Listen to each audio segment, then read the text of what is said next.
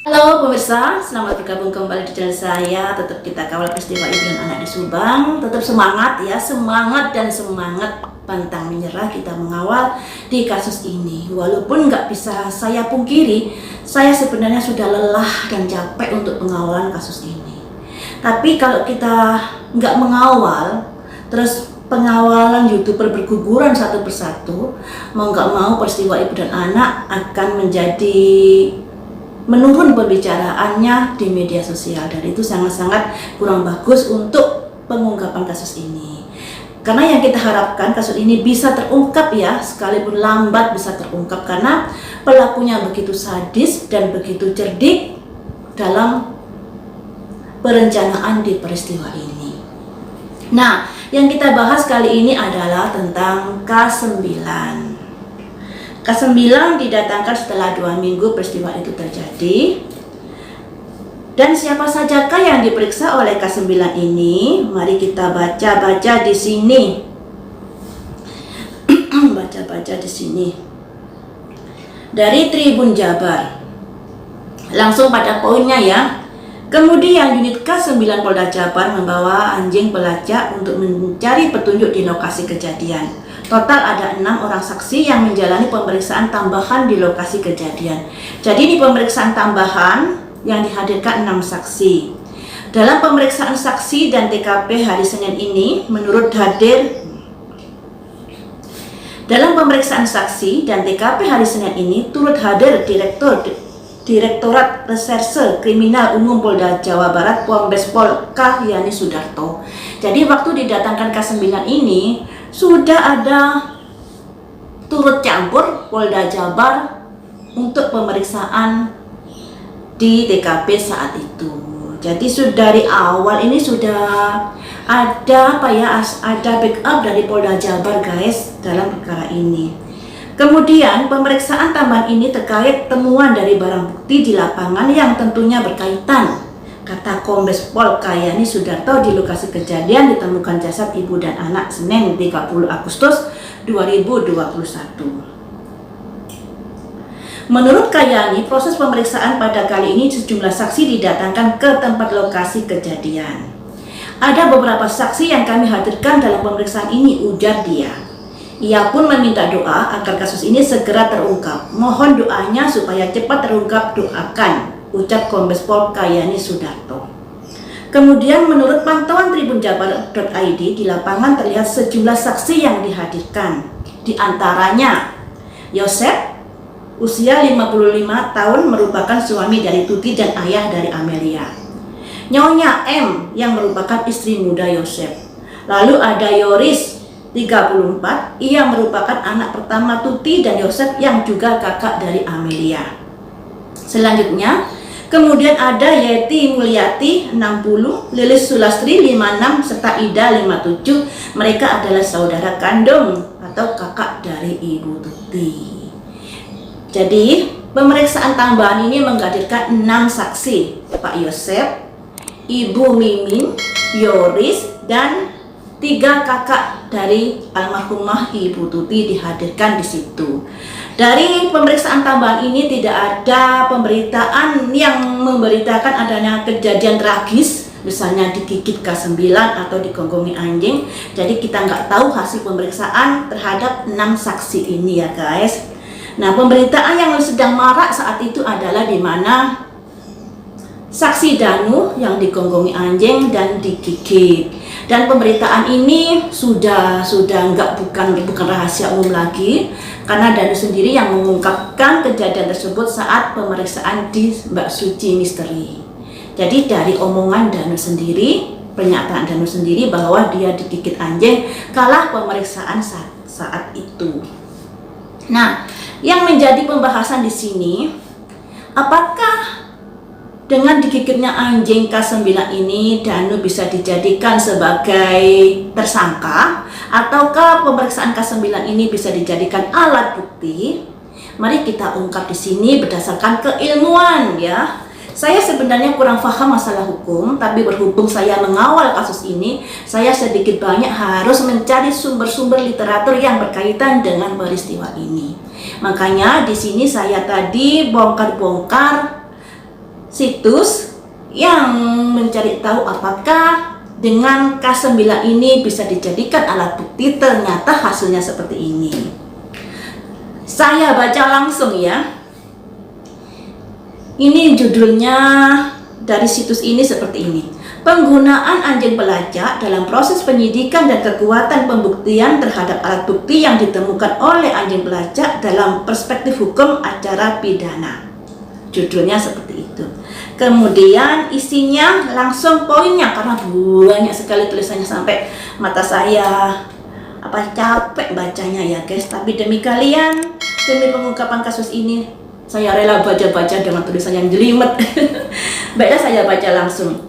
Implementasi teoritis dari penelitian ini adalah bahwa pihak penyidik diperbolehkan menggunakan segala cara sesuai dengan peraturan perundang-undangan yang berlaku dalam membantu tugasnya dalam pengungkapan suatu tindak pidana.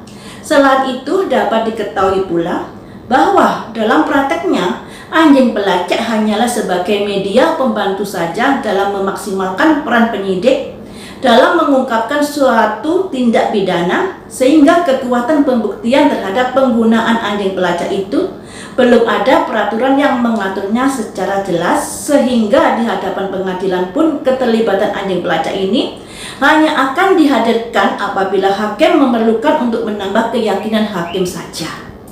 Oh, jadi dari uraian yang saya bacakan tersebut tadi, bahwa K9 tidak bisa dijadikan sebagai alat bukti, hanya dijadikan sebagai petunjuk agar kepolisian bisa memudahkan kerjanya untuk menyelidiki sesuatu.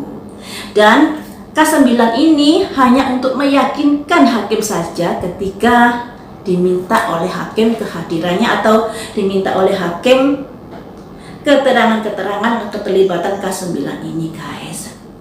Jadi seperti itu ya, K9 tidak bisa dijadikan sebagai alat bukti, hanya bisa dijadikan sebagai petunjuk jika orang tersebut ini sedikit banyak mengetahui kejadian di malam itu. Jadi mengetahui ini bisa jadi bukan pelakunya atau sekedar tahu atau bagaimana, tentunya nanti disesuaikan dengan temuan alat bukti yang lainnya. Jadi yang namanya temuan alat bukti itu tidak bisa berdiri sendiri, harus ada saling mendukung satu sama lain. Nah, disinilah yang mungkin pihak kepolisian agak kerepotan dalam mengungkap peristiwa ini. Sedangkan temuan bukti sudah banyak, tapi mengapa belum ditangkap? Ya, kemungkinan alat bukti ini baru bisa disatukan ketika sketsa wajah itu ditemukan. Jadi penghubung temuan ini dengan temuan ini akan bisa clear ketika sketsa wajah itu nongol. Anggapan saya seperti itu ya. Tapi saya sendiri masih awam dalam hal masalah ini. Cuman di sini saya ingin memberikan informasi yang tidak membodohi ya, yang tidak bagaimana gitu. Kita berusaha untuk mencari literatur yang bersumber pada kekuatan hukum yang ada agar kita juga ngeh masalah hukum di sini ya guys. Nah, seperti itu tadi. Kemudian juga ada pemberitaan yang sedang ramai saat ini, yaitu tentang CCTV yang pada akhirnya Pak Yosep memberikan pernyataan di sebuah akun koin 1077 di rekamannya yang mengatakan Pak Yosep pada saat melapor ke Polsek diminta untuk melepaskan bajunya dikarenakan di bajunya ditemukan bercak darah di kancing baju dan di celananya. Nah, tentunya pemberitaan ini sebenarnya sudah jauh-jauh hari diberitakan loh guys. Tidak serta nongol begitu saja. Jauh-jauh hari menjelang 1-2 hari peristiwa itu terjadi, Ibu Sumarni sudah mengungkapkan di sini. Cuman dalam pengungkapan itu tidak dijelaskan proses mengetahui adanya baju yang bercak darah itu seperti apa. Ternyata sudah dijelaskan Pak Yosep ketika dia lapor ke Polsek, pihak kepolisian menemukan adanya bercak darah dan kemudian Pak Yosep disuruh ganti baju. Nah, untuk menguatkan penjelasan saya bacakan ya hasilnya. Maksudnya kronologinya seperti yang dijelaskan Ibu Sumarni. Ini berita tanggal 21 Agustus, jadi kejadian kan tanggal 18 diketahuinya, tanggal 19 ada TKP kemasukan, dan tanggal 20 entah ada apa, tapi di sini pemberitaan Kompas ini tanggal 21. Saya baca langsung ya. Selain itu, polisi memeriksa setidaknya 17 saksi. Ibu Sumarni mengatakan pihaknya bahkan menemukan bercak darah di baju saksi. Kami juga mengumpulkan barang-barang bukti yang ada di TKP, termasuk baju yang ada di TKP yang dikenakan salah satu saksi, di mana baju tersebut ada bercak darah, ucapnya. Kabid Humas Polda Jabar Kombes Edi Ajaniago mengatakan suami korban berinisial Y menjadi saksi.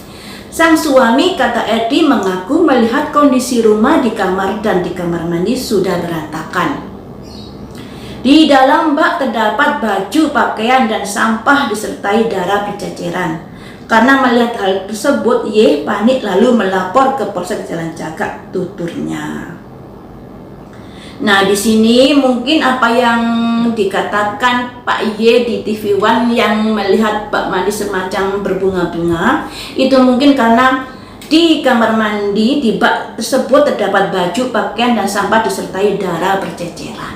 Nah, jadi bak mandinya sudah nggak karu-karuan. Nah, yang kita tahu waktu Pak Y ini memberikan pernyataan di TV One, dia mengambil air itu yang kemudian menurutnya terpercik di kerah dan celana. Nah, waktu saat dia mengambil air, tentunya dia bersentuhan dengan DNA Ibu Tuti dan Amel saat itu. Yang menjadi pertanyaan, kalau memang bajunya terkena percikan air, pastinya akan bisa dibedakan kecipratan darah langsung dan kecipratan darah yang bercampur air pasti akan beda dari tekstur noda darahnya di baju tersebut. Tentunya pihak polisi juga sudah mendalami atau menguji lab akan hasil tersebut. Selanjutnya masalah D yang digigit anjing. Saat itu ketika pemeriksaan K9 belum ada keterangan di mana Banpol itu mencuat. Jadi peristiwa ini K9 datang 2 minggu.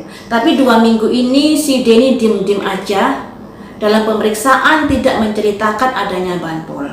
Nah, kenapa saya bilang begitu? Karena BAP Banpol ini BAP susulan setelah si D mengungkapkan di media sosial karena ada Banpol. Tapi di sini pihak kepolisian tidak mengakui adanya Banpol tersebut.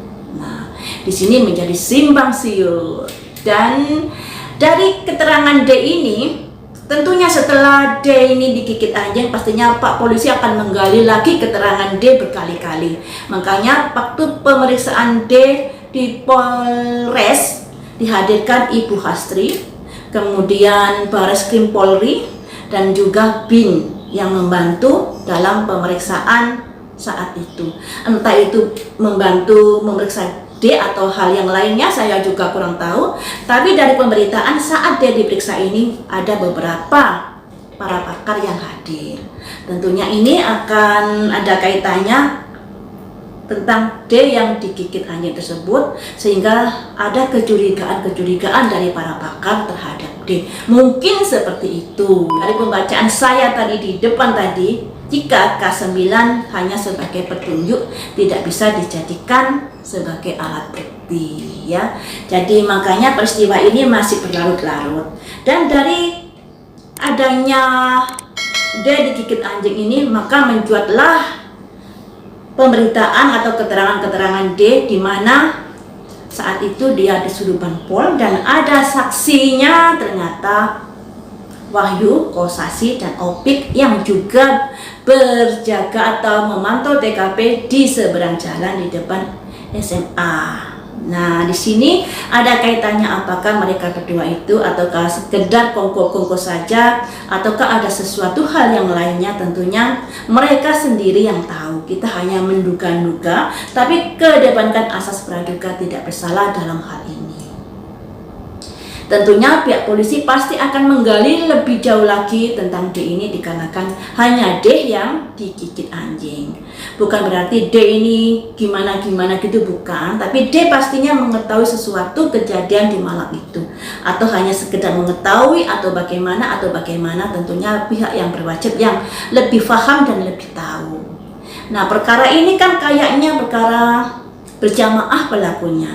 Tentunya bisa saja dari masing-masing kubu nanti ada tersangkanya, atau bisa juga hanya dari salah satu kubu beserta orang yang lainnya, bisa juga dan lain sebagainya.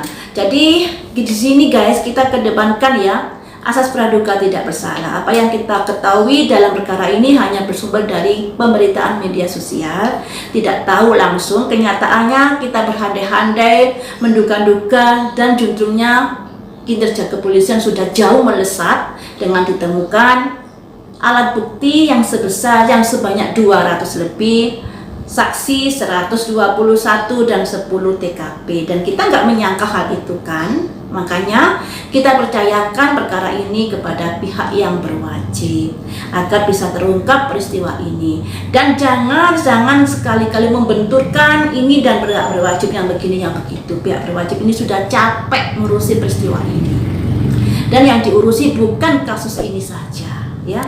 Jadi harap dimaklumi jika agak lambat penyelesaiannya, walaupun saya sendiri juga nggak sabar untuk menunggu pengungkapannya. Tapi bagaimanapun juga saya rasa pihak kepolisian sudah bekerja keras di sini untuk pengungkapan kasus ini. Kalau melambat tentunya karena perlu pendalaman dan persiapan untuk menuju ke pengadilan. Saya nggak tahu, saya optimis peristiwa ini akan terungkap. Karena kalau nggak terungkap ya kebangetan ya, karena banyak sekali kejanggalan-kejanggalan yang sudah dipublis di media sosial.